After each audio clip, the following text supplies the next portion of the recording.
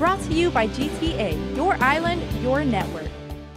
From legal to illegal overnight. A new opinion from Attorney General Elizabeth Barrett Anderson declaring electronic sign variances void is bad news for businesses that have been operating these signs for several years.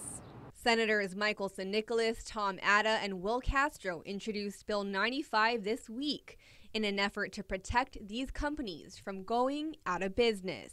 It's not okay to decide overnight that you want to shut down businesses that have been approved and have been vetted through a system, and they've invested not tens but hundreds of thousands, and when taken collectively we're talking millions of dollars, and it's not fair to that stakeholder group that you tell them to pack up their bags and put a veil over their sign. How else are they going to feed their family? While Senator Frank Uggan Jr. agrees the businesses aren't to blame, he points out what Barrett Anderson said in her opinion, that the Guam Land Use Commission approvals were beyond the commission's authority.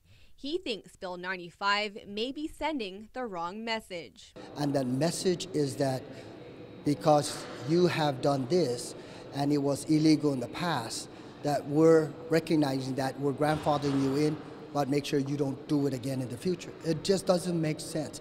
We have to ask ourselves, are we a community of laws or are we a community of men? And this is where it starts, where we set the laws and we insist that every single law be followed. Meanwhile, Castro thinks this is the right course of action, at least for now. The bill that was introduced is designed to grandfather them until such time we introduce and pass comprehensive legislation that addresses signage in totality. GLUC Chairman John Arroyo said he supports Bill 95, adding he would also support addressing the underlying law that prohibits electronic signs in the first place. Arroyo argues that these signs are good for the economy and also have served the community through public service announcements. Reporting for Guam's News Network, I'm Isa Baza. Brought to you by GTA, your island, your network.